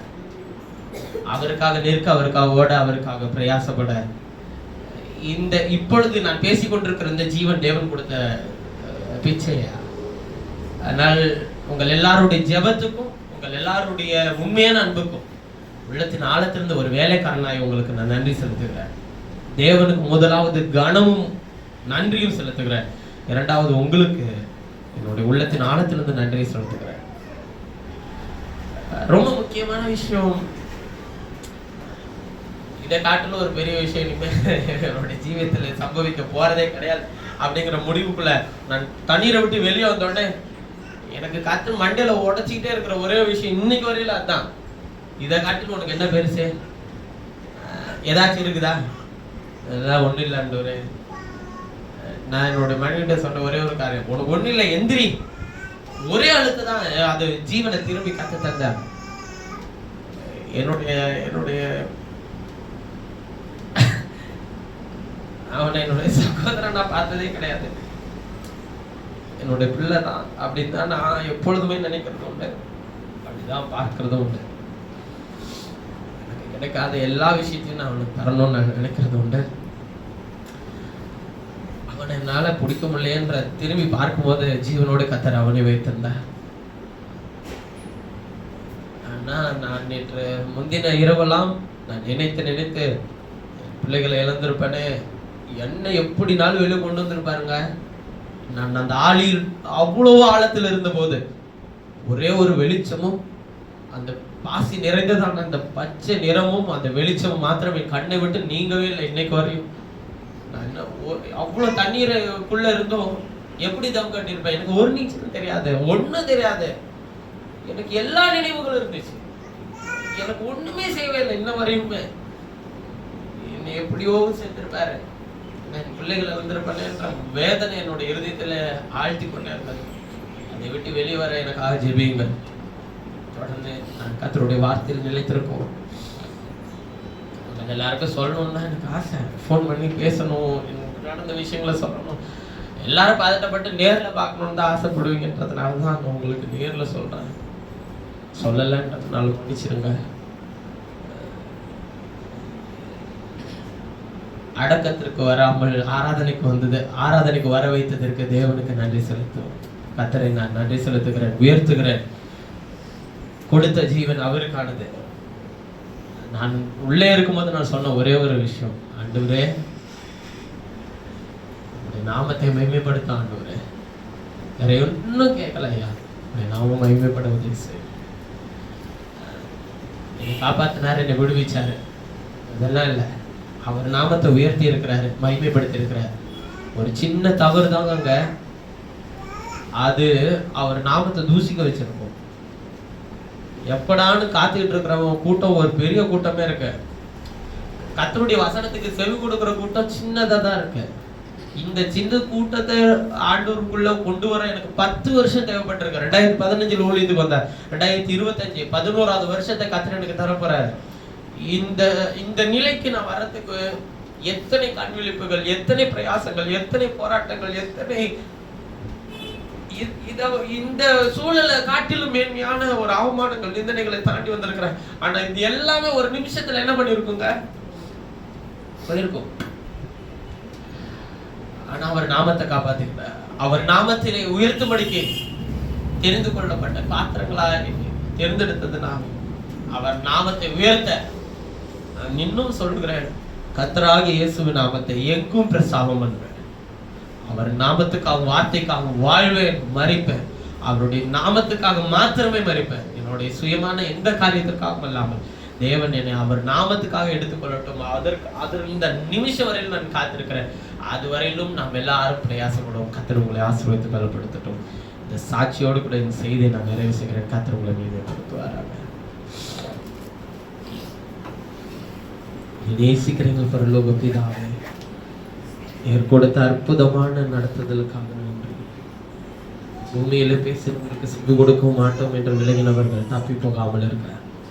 பரலோகத்திலிருந்து பேசுகிறவருக்கு செவி கொடுக்க மாட்டோம் என்று விலகினால் எப்படி தப்பிக்க முடியும் கர்த்தாவே? ஆனால் நாங்கள் செவி கொடுத்து சேர்கிற அந்த ஒரு சில நிமிடங்கள் தான் உலகம் எங்களை அழுத்தும் போதெல்லாம் இந்த கிருபையின் கரம் எங்களை தாங்குகிறது. இன்னும் அதிகமான கிருபையை நாங்கள் பெற்றுக்கொள்ள உதவி செய்யும். இவர்கள் என்னை எவ்வளவாய் நேசிக்கிறார்கள். இந்த நேசத்துக்கும் அன்புக்கும் இவர்களுடைய கண்ணீருக்கும் என்னை பாத்திரவானாய் நிறுத்தினது நீர் ஆண்டவரே. இவர்கள் யார்? இவர்கள் என்னுடைய ஜீவியத்தில் இவர்கள் ஒரு சரீரத்துக்கு ரத்தமா ஒரு சொந்தமா என்பது எனக்கு தெரியாதையா. ஆனால் இயேசுவின் ரத்தத்தினால் மீட்டெடுக்கப்பட்டு நாங்கள் எல்லாரும் ஒரே சரீரமாகிய சொந்தத்தில் இருக்கிறோம். எனக்கு ஒன்று என்றால் இவர்களுக்கு வலிக்கிறது என்றால் இந்த அன்புக்கு, இந்த கிருபைக்கு, இந்த இரக்கங்களுக்கு, இந்த மேன்மைக்கு நீர் எங்களுக்கு பாராட்டின கிருபைக்காக நன்றி. நீர் எங்களுக்கு அதை தந்தீர் ஆண்டவரே. இந்த அன்பும், இந்த ஊழியமும், இந்த குடும்பமும், இந்த ஐக்கியமும் வருகை வரை நிலைத்திருக்க முடிய நாமத்திலே ஒப்பு கொடுத்து நான் ஜெபிக்கிறேன். அதற்கு எதிரிட்டு போராடுகிற எல்லா கன்னியற்ற அந்தகாரத்தின் வல்லமைகளையும் கர்த்தராகிய இயேசுவின் நாமத்தினால் முறியடித்து நான் ஜெபிக்கிறேன். எங்கள் நாமங்கள் புழுதியில் எழுதப்படட்டும். உம்முடைய நாம மாத்திரம் எப்பொழுதும் எங்கள் மூலமாக உயர்த்தப்பட உதவி செய்யும். எங்கள் கிரியைகளில், எங்கள் பேச்சில், எங்கள் நடக்கையில், எங்கள் குடும்பத்தில் உம்முடைய நாமம் உயர்த்தப்பட உதவி செய்யும். நாங்கள் ஒருமித்து கர்த்தருடைய நாமத்தை ஒன்றாய் உயர்த்தும் போது வரக்கூடிய பிரச்சனைகள், நெருக்கடிகள், போராட்டங்கள், பலவீனங்கள், நாசமோசங்கள், விபத்துகள், ஆபத்துகள் எல்லாவற்றின் உம்முடைய நாமம் தரிப்பிக்கப்பட்டதனால் எங்களை உயர்ந்த அடைக்கலத்தில் வைக்கிறதா இவருக்கு சோதரம்.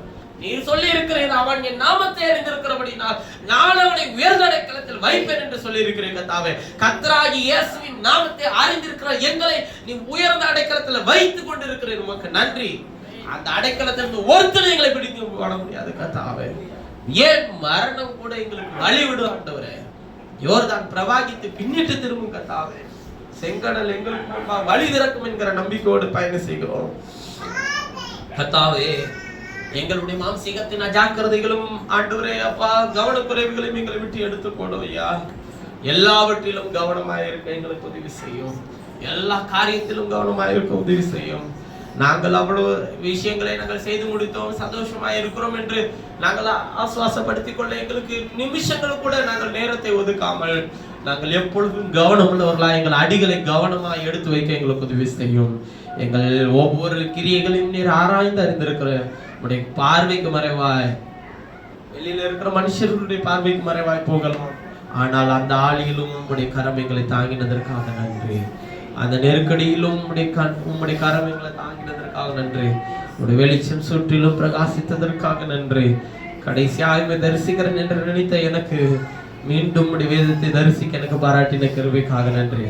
கடைசியாக உம்மை பார்க்கிறேன் என்கிற நினைத்த எனக்கு மீண்டும் எங்களை உம்மை பார்க்க உம்முடைய வேதத்தின்படி உம்மை மகிமைப்படுத்த எனக்கு பாராட்டின கிருபைக்காக நன்றி. என்னுடைய பொறுப்பில் உணர்ந்து ஒவ்வொரு நாளும் பயணம் செய்ய உதவி செய்யும். எல்லா நாளும், எல்லா நிமிஷங்களும், எல்லா நிமிடங்களும், ஒவ்வொரு கிரியைகளும் உமக்கு பிரியமானதாய் செய்து முடிக்க உதவி செய்யும். ஜீவனை தந்து பலத்தை தந்தி நமக்கு நன்றி. திரும்பவும் எங்களை எடுத்து நிறுத்தும். கனமுள்ளவர்களாய், பலமுள்ளவர்களாய், முன்பு இருந்ததை காட்டிலும் இன்னும் வல்லமையாய் எங்களை எடுத்து பிரயோஜனப்படுத்தும். இயேசுவின் நாமத்துக்கு ஜீவனுள்ள நல்ல பிதாவே, என் ஆத்துமாவே, என் முழுவதுமே அவருடைய பரிசுத்த நாமத்தை சொல்கிறேன். என் ஆத்துமாவே சகல உபகாரங்களையும் பரவாதே. ஆமென்.